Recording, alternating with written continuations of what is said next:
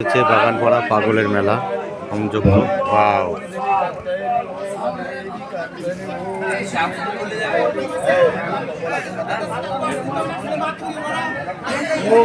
আমরা আমাদের দর্শন ভাগ্যের দরকার আছে এই সমস্ত দর্শন করার জন্য। সাধু দর্শন করো।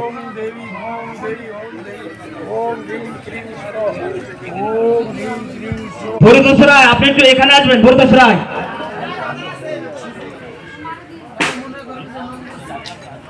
বাবা একটু ভেপিটা বাজাবে।